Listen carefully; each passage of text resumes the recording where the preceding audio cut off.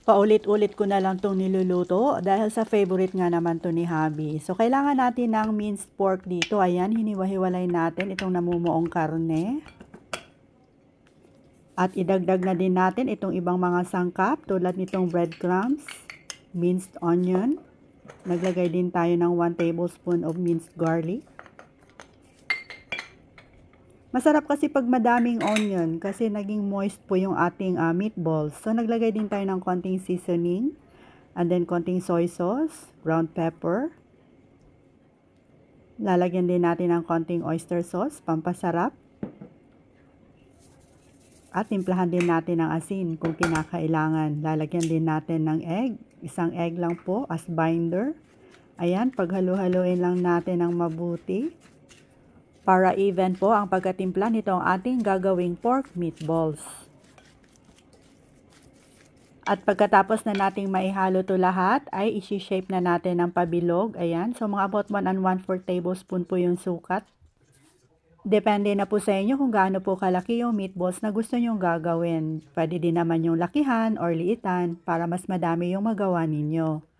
Ayan, nakagawa tayo ng mga about 24 pieces of meatballs. So, nagpainit lang tayo ng cooking oil dito sa isang wok. Ayan, dahan-dahan natin ilagay itong ating naigawang meatballs.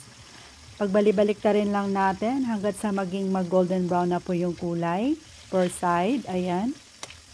Siguro mga about 10 to 15 minutes po ang pagluto nito. Huwag namang ma-overcook. At pagkatapos ay hanguin na natin at isantabi muna, drained with paper towels. So, nagpainit na tayo ng mga about 1 tablespoon of oil. And then, igigisa na natin itong ating aromatics. So, gisa natin itong bawang. Idagdag na din natin itong ginger. So, optional lang po ito. Depende po sa inyo. Pag ako kasi mag-sweet and sour, nilalagyan ko ng ginger. Nilagay na natin yung tubig at saka yung pineapple juice. Lalagyan din natin ng 1/4 cup of tomato sauce. Pwede din naman tomato ketchup. Nilagyan din natin ng konting ground pepper and then brown sugar, salt to taste, and vinegar. So, mamaya na natin paghalo-haloin. Hayaan lang nating mag-boil. And then, stir lang natin. At idagdag na natin itong ating carrots. Lutuin lang natin ng mga about 1 minute. Ilagay na din itong red bell pepper at saka itong red onion cube.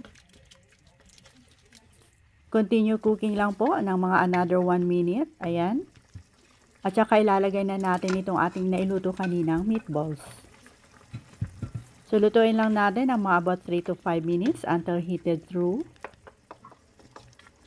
So, lalagyan din natin ng chopped green onions. So, depende na po yan sa inyo. Optional lang po. Gusto ko kasi makulay itong ating sweet and sour pork.